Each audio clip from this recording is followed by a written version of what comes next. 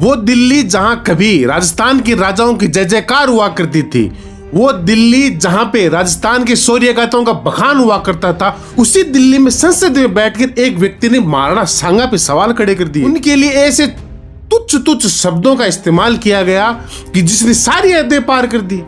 वो दिल्ली जिसे हम बोलते हैं कि अपना देश आजाद हो गया, गणतंत्र देश की सबसे बड़ी पंचायत जिस दिल्ली में बैठती है, उसी पंचायत में राणा सांगा को गद्दार बोल दिया गया और वो लोग सीधे खड़े देखते रह गए।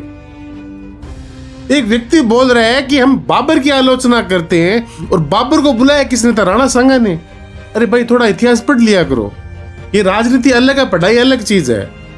आप ऐसे राणा सांगा के बारे में छोटे छोटे शब्द इस्तेमाल करके आप राजस्थान के दिए गए बलिदानों पे सवाल उठा रहे हो। वो राजस्थान जहां पे बलिदानों की धरती है, यहाँ के राजा ने हमेशा इस देश की रक्षा के लिए अपना सर्वोच्च बलिदान कर दिया। वो राजस्थान ही था कि जहां जब बाहर से आक्रांत आए तो सबसे पहला वार अपनी छाती पे से आता इस राजस्थान ने। आप उस राजस्थान के महान राजा के बारे में बोल रहे हैं कि वो गद्दार हिंदू इनकी औलाद है। हमारे राजा, हमारे स्वाभिमान, हमारे सिरमौर। चलिए दोस्तों, आज की वीडियो में बात करेंगे कि ये व्यक्ति जो महाराणा सांगा पे सवाल उठा रहा है, वो ऐसा शब्द क्यों बोल रहा है और हकीकत में बाबर को किसने बुलाया था कि वो आओ और भारत पे अटैक करो। उससे पहले आप अगर हमारे चैनल पे नए हैं तो हमारे चैनल को सब्सक्राइब कीजिएगा। नमस्कार दोस्तों, मैं हूं दिनेश पारिक। दोस्तों, जो संसद में हुआ है ना, वो बहुत ही गलत हुआ है, क्योंकि एक ऐसा व्यक्ति जिसके शरीर पे 80 घाव थे, जिसने 100 युद्धों में विजय हासिल की हो, उसके लिए गद्दार जैसा शब्द इस्तेमाल करना, सिर्फ वोटों की राजनीति के लिए इंसान का इतना नीचे गिर जाना, यह बताता है कि हम जिस गणतंत्र के बखान कर रहे हैं ना, वो कहीं विफल हो रहा है। राणा सांगा ने अपने शरीर का इतना खून बहा दिया था कि राजस्थान का एक एक बच्चा उनकी कुर्बानी का किस्सा बता देगा। दुश्मन जिससे लोहा लेने से डरते थे, जो साक्षात महादेव का रुद्र अवतार थे, उनके बारे में आप ऐसा शब्द इस्तेमाल कर रहे हो। क्या जानते क्या हो आप राणा सांगा के बारे में? भारत के इतिहास में सिर्फ एक लाइन लिखी हुई है, आप उससे राणा सांगा को देखोगे कि किसी ने आके लिख दिया कि बाबरनामा में बाबर बोलता है कि मुझे राणा सांगा ने बुलाया था। इतिहास फैक्ट का खेल नहीं है कि आप सिर्फ एक फैक्ट रट लो और उससे हो जाएगा। ये जो व्यक्ति दिल्ली में बोल रहा है, संसद में बैठ के वो बोल रहे हैं कि बाबर को राणा सांगा ने बुलाया था इब्राहिम लोदी को हराने के लिए। अरे भाई साहब, थोड़ा तो पढ़ लीजिए, थोड़ा तो दिमाग इस्तेमाल कर लीजिए। राणा सांगा इब्राहिम लोदी को हराने के लिए बाबर को बुलाएगा? अरे खातौली और बाड़ी के युद्ध में राणा सांगा ने इब्राहिम लोदी को कूट कूट के भूत बना दिया था। सिर्फ फैक्ट रटने से नहीं होता है। बाबर आया था उससे 5 साल पहले 1517-1518 में खातौली के युद्ध में क्या किया था राणा सांगा ने? इब्राहिम लोदी को इतना भयंकर कूटा था कि इब्राहिम लोदी की हिम्मत नहीं होती। और बाड़ी के युद्ध में क्या किया था? थोड़ा तो अपना दिमाग लगाइए। बाड़ी कहां पे है? धौलपुर, वर्तमान धौलपुर में। राणा सांगा कहां के राजा थे? वो चित्तौड़गढ़ कहां पड़ा है? और इब्राहिम लोदी कहां का थे? ये आगरा राजधानी थी। उसकी राजधानी में घुसकर 50-60 किलोमीटर दूरी था बाड़ी। इब्राहिम लोदी की राजधानी में घुस के उसका कूट कूट वो व्यक्ति, और आप लिख रहे हो कि बाबरनामे में लिखा है कि महाराणा सांगा ने इब्राहिम लोदी को हराने के लिए बाबर को बुलाया। इस हिसाब से तो भारत पाकिस्तान के जितने युद्ध हुए हैं ना, पाकिस्तान बोल रहा है कि हम सब में जीते हैं। मान लोगे क्या आप? पाकिस्तान तो यह भी बोल रहा है कि वार की जितने भी वार हुए सबकी शुरुआत भारत ने की। आप मान लोगे? पाकिस्तान का कोई व्यक्ति इंग्लैंड जाके बैठ जाएगा और वो कुछ लिख देगा किताब में, आप मान लोगे? ये वही बात हुई ना। या फिर आज से 50-100 साल पहले अपने आने वाली जो पीढ़ी है, वो पाकिस्तानी किसी राइटर की बात लिखेंगी और बोलेंगी नहीं 1971 के वार में तो पाकिस्तान जीता था। ये हो जाएगा? वो तो लिख रहे हैं भैया, साफ झूठ है ना। पाकिस्तान जीता था तो बांग्लादेश ऐसे लग कैसे हो गया?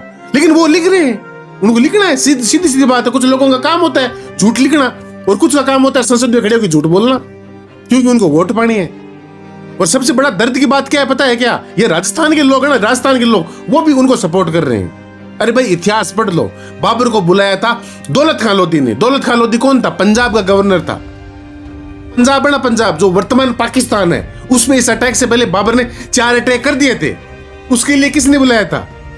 फिर दौलत खान लोधी और आलम खान लोधी ने बोला था कि बाबर तू यहीं से आके क्या जा रहा है, असली खजाना तो आगरा है, वहां पे चल, दिल्ली को जीत। तब वो आया था। हराओ के पहले क्या किया था, बयाना पे कब्जा किया था। बयाना तो किसने पीटा था बताओ? राणा सांगा वहां से बैठ के आ रहा था, और उनके जो सेनापति थे मेहंदी ख्वाजा सुल्तान मिर्जा, उनको वहां से आके कूट के कूटा था, और इतना भयंकर मारा था कि जब खानवा का युद्ध हुआ तो बाबर की जो सेना थी ना, उसकी हिम्मत नहीं हुई। बाबर बार बार उनको बोल रहा था मैं आपको लूट में पैसे बढ़ा दूंगा, यहां से जीतेंगे उनके पैसे बढ़ा दूंगा, ये कर दूंगा वो तो, उनकी हिम्मत नहीं हुई। वो बोल रहे थे जो राणा सांगा है ना, वो काल का अवतार है, वो कोई युद्ध ही नहीं आ रहा है। उनको बयाना याद था कि कैसे उन्होंने इतना भयंकर पीटा था। फिर आप उस राजा को गद्दार बोल रहे हो? पढ़ना चाहिए, इतिहास पढ़ना चाहिए। इतिहास सिर्फ फैक्ट का खेल नहीं है। मैं बोल रहा हूं बहुत सारी लाइनें मिल जाएंगी भरे पड़े, लेकिन थोड़ा तो बुद्धि का इस्तेमाल करना चाहिए ना। कि अग्निकुंड के सिद्धांत में बोल दिया कि यज्ञ की अग्नि से 4 योद्धा आए। अपने को भी पता है ये कलयुग है, ऐसा हो सकता है कि वो जो योद्धा थे उनको शिक्षा दी गई कि धर्म की रक्षा के लिए तुम्हें हथियार उठाने हैं, धर्म की रक्षा के लिए तुम्हें बलिदान देने हैं। ये अपन को सोचना चाहिए। ये ट्रेंड नहीं चलाना चाहिए कि दिल्ली में बैठ के राजस्थान की राजा को गाली दे दो सबको गाली दे दो। नहीं नहीं नहीं, पर सबसे बड़ी गलती के अपन राजस्थानियों की गलती है। हमने इतिहास पढ़ना छोड़ दिया। अब सबसे बड़ी बात अपन भी तो नहीं मान रहे हैं ना। जो बाहर वाला बोलते थे यार, बोल दिया क्या बात है, एक राजा के लिए तो बोला है। ये गलत सोच है। वो एक व्यक्ति के लिए नहीं लड़े थे, वो इस जमीन के लिए लड़े थे। इस जमीन के लिए खून बहाया था।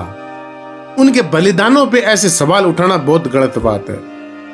इतिहास पढ़ना छोड़ दिया, हम भी हंसी उड़ा देते। हाँ, अरे मुझे मिल गए भाई लोगों कि इंडियन हिस्ट्री में ऐसा लिखा हुआ है बाबर ने। अरे क्या मतलब है, लिखा हुआ तो लिखा, हमारी हिस्ट्री में नहीं लिखा हुआ है।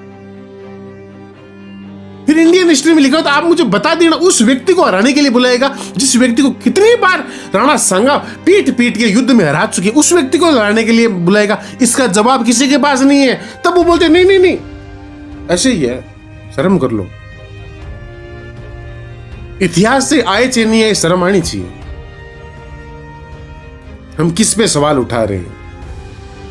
मैं तो राजस्थान के व्यक्तियों से एक ही बात बोलना चाहूं, अपना इतिहास पढ़ो। गौरव में इतिहास है, स्वर्णिम इतिहास है।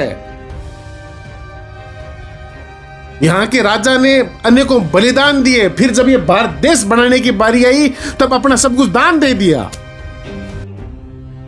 आज उन्हीं के बारे में ऐसा बोल दिया जाता है क्यों? हमने पढ़ना छोड़ दिया है, हमने अपने पूर्वजों की बात गानी छोड़ दी है, हमने देखना छोड़ दिया है। मैंने राजा मान सिंह पे एक वीडियो बनाया था, किसी ने नहीं देखा। क्यों? हमें मतलब ही नहीं है भैया,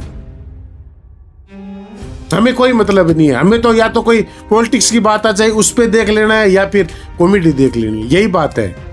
चलिए दोस्तों, अभी वीडियो बहुत ज्यादा लंबा हो जाएगा। अगले वीडियो में बात करेंगे महाराणा सांगा द्वारा किए गए अनेकों कार्यों के बारे में, जिससे इस देश का, इस राज्य का कोई भी व्यक्ति नहीं भूल सकता। और बात करेंगे कि किस नेता ने क्या क्या प्रतिक्रिया दी है। मिलते हैं अगले वीडियो में, तब तक के लिए धन्यवाद।